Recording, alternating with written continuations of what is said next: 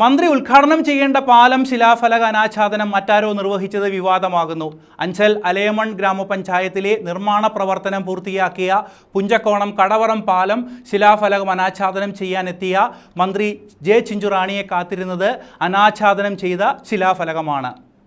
എന്ത് ചെയ്യണമെന്ന് കരുതി നിന്ന മന്ത്രി ജെ ചിഞ്ചുറാണി പിന്നെ കണ്ടത് സംഘാടകരിൽ ഒരാൾ എവിടെ നിന്നോ തുണിയുമായി ഓടിയെത്തി അനാച്ഛാദനം ചെയ്യേണ്ടിയിരുന്ന ശിലാഫലകം മറയ്ക്കുന്നതാണ്. സംഘാടകരുടെ വീഴ്ച മൂലമാണ് ശിലാഫലകത്തിന് തുണിയിട്ട് മറയ്ക്കാൻ കഴിയാഞ്ഞതെന്നാണ് വിവരം. സമയത്തെത്തിയ മന്ത്രിക്ക് അരമണിക്കൂറോളം ഇതിനായി പാലത്തിന് സമീപത്ത് കാത്തുനിൽക്കേണ്ട അവസ്ഥയുമുണ്ടായി. CPM ഭരിക്കുന്ന അലയമൺ ഗ്രാമപഞ്ചായത്തിലെ ഉദ്ഘാടന പരിപാടിക്കെത്തിയ CPI മന്ത്രിക്ക് സംഘാടകരുടെ അവഗണന നേരിടേണ്ടി വന്നത് വിവാദത്തിലായിരിക്കുകയാണ്. CPM മന്ത്രിയാണ് ഉദ്ഘാടനത്തിന് എത്തിയതെങ്കിൽ ഇത്തരത്തിൽ വീഴ്ച വരുത്തിയ സംഘാടകർക്കെതിരെ പാർട്ടി നടപടി ഉണ്ടാകുമായിരുന്നു. അലയമൺ ഗ്രാമപഞ്ചായത്തിലെ CPI ജനപ്രതിനിധികൾ സംഭവം കണ്ടുനിന്നതല്ലാതെ പ്രതികരിച്ചില്ല. സംഘാടകരുടെ വീഴ്ച മൂലം മന്ത്രി അരമണിക്കൂറോളം കാത്തുനിന്ന ശേഷമാണ് നിർമ്മാണം പൂർത്തിയാക്കിയ പുഞ്ചക്കോണം കടവറം പാലത്തിന്റെ ശിലാഫലകം അനാച്ഛാദനം ചെയ്തത്.